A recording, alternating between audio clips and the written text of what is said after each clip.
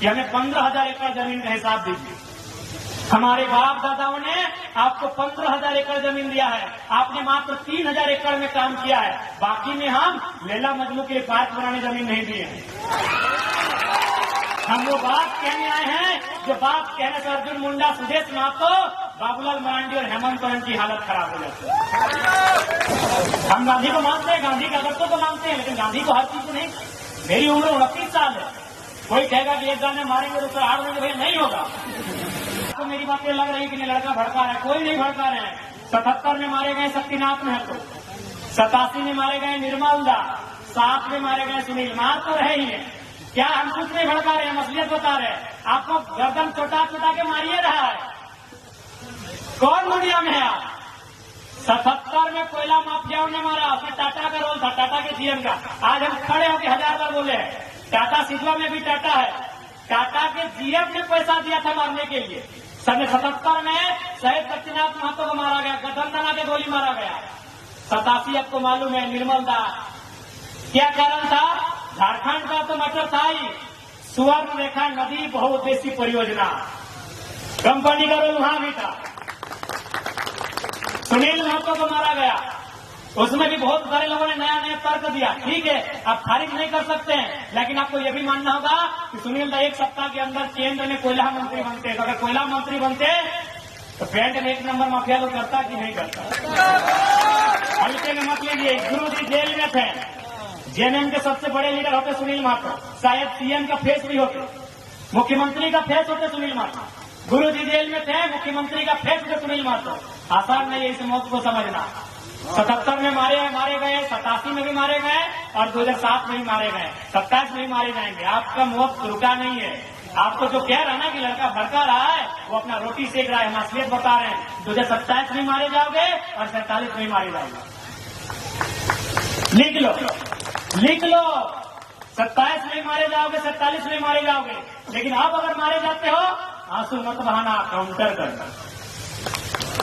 अगर काउंटर करने का हिम्मत है तो तैयार रहना। आप अगर मारे जाओगे तो काउंटर करना। आप अगर मारे जाओगे तो बेईमानों के साथ, शैतानों के साथ, कोयला माफिया, भू माफिया, बालू माफिया, पानी माफिया, उन लोगों का काउंटर करना। अगर आप मारे जाते हो तो, और नहीं तो ऐसे समय समय मारे जाओगे, ऐसे मारे जाओगे, ऐसे काटे जाओगे, बेरहमी से मारे जाओगे। चाहे मालूम है कि उनकी नजर तुम्हारी जमीन पे है, उनकी नजर तुम्हारे कोयले पे है, उनकी नजर तुम्हारी बालू पे है, उनकी नजर तुम्हारे संसाधन में है, तुम हमेशा मारे जाओगे। हम कोई भड़काने नहीं आए हैं, हम वो बात कहने आए हैं जो बात कहने से चंपा सोरेन की भी हालत खराब हो जाती है। हम वो बात कहने आए हैं जो बात कहने से अर्जुन मुंडा, सुदेश महतो, बाबूलाल मरांडी और हेमंत सोरेन की हालत खराब हो जाती है। कौन मांग रहा है टाटा से हिसाब? हम टाटा से हिसाब मांगने आए हैं कि हमें 15,000 एकड़ जमीन का हिसाब दीजिए। हमारे बाप दादाओं ने आपको 15,000 एकड़ जमीन दिया है, आपने मात्र 3,000 एकड़ में काम किया है, बाकी में हम लैला मजनू के पार्क बनाने जमीन नहीं दिए हैं।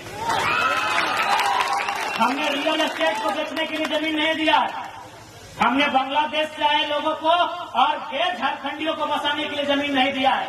हमने कारखाना खोलने के लिए दिया है। पूरे 15,000 एकड़ में काम कीजिए और उस काम का दाम झारखंडी को दीजिए। कौन सवाल करेगा? करेंगे चंपा जी, कीजिए सदन में सवाल देखते हैं। गए विद्युत जी संसद भवन गए हैं, कीजिए सवाल। जोबा मांझी संसद गई है, जोबा जी करे सवाल, सुदेश जी करे सवाल, हेमंत जी करे सवाल। हम आपके सवाल को लेकर आए हैं, वो सवाल जो 70 सालों से दफन हो गई थी, उस सवाल को लेकर आए हैं। कोई गलत नहीं हमारा सवाल, कोई गलत नहीं हमारा सवाल। हमने रियल एस्टेट बेचने के लिए जमीन नहीं दिया। बीएसएल बोकारो 33,000 एकड़ जमीन, चारों तरफ खटाल तो भरने के लिए हमने जमीन दिया है क्या? सिंदरी, एफसीआई, पूरा मैदान खाली है, कम से कम 3-4 किलोमीटर तक लंबा मैदान खाली है। जहां हम लोग अधिवेशन किए तब देखेंगे मैदान को, किसका है? झारखंड के लोगों का है। 52 गांव, लगभग 52 गांव उजड़े हैं सिंदरी में, उनका जमीन है। तो कहने सवाल होगा, आपकी हैसियत जितना थी उतना जमीन रखिए, नहीं तो वापस कीजिए।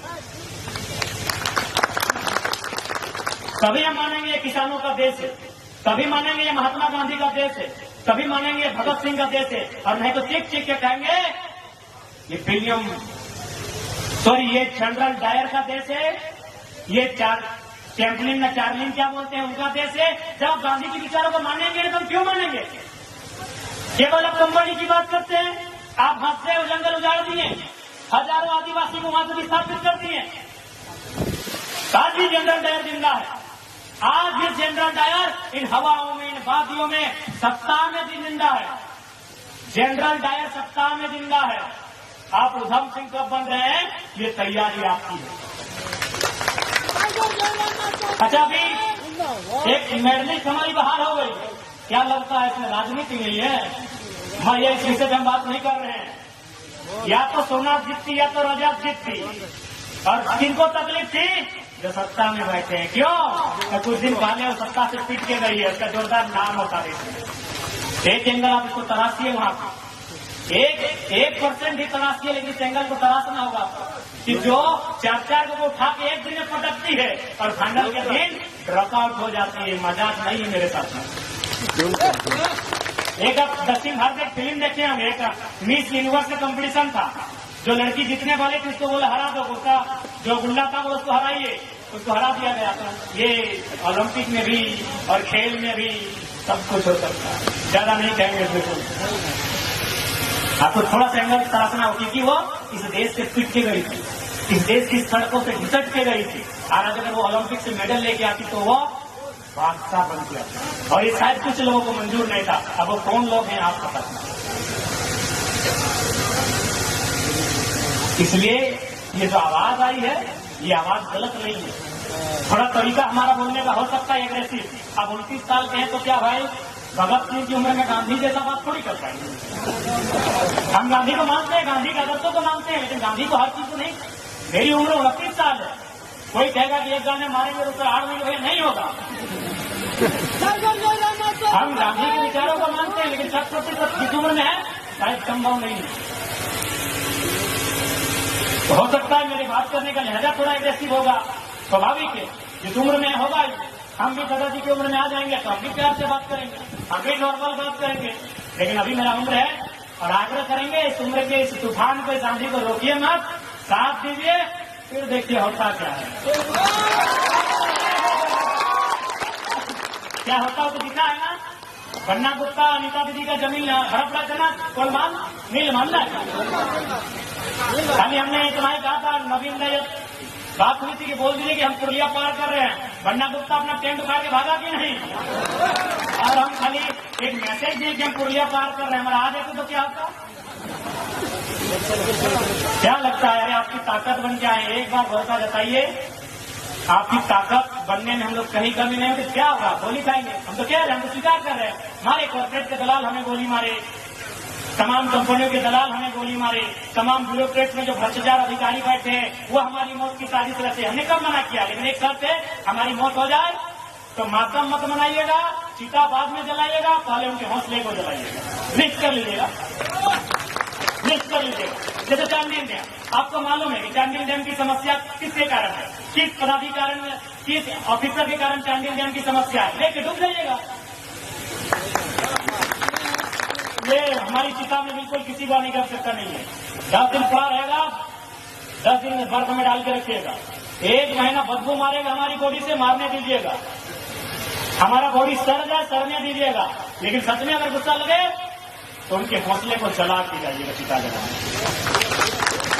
नहीं तो हमारे दादा, हम नहीं कह रहे, जो भी आपके लिए आवाज करें, हम रहे, चाहे जयंती मुंडा रहे, चाहे कोई रहे, तरुण महतो रहे, भूपेश महतो रहे, चेतन महतो रहे, या कोई रहे, अनिता हेम्ब्रम रहे, सोनामणि टुड्डू दीदी रहे, सविता दीदी रहे, कोई रहे, जो आपके हक के लिए लड़ रहा है, अगर उसके साथ रतिलाल महतो जैसी वारदात दोहराई जाती है तो याद रखिएगा, चिता बाद में जलाइएगा, पहले उनके हौसले को जलाइएगा, क्योंकि ऐसा अब तक बार बार नहीं आएगा। कोई नहीं। मजबूरी में ये बातें आज हमें कहनी पड़ रही, क्योंकि सीधी अंगुली से घी निकलता हुआ नहीं दिख रहा है।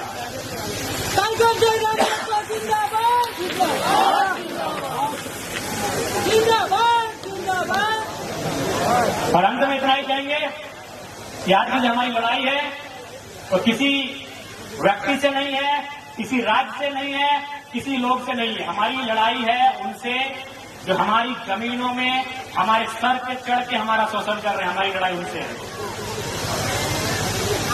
ठीक है, बाकी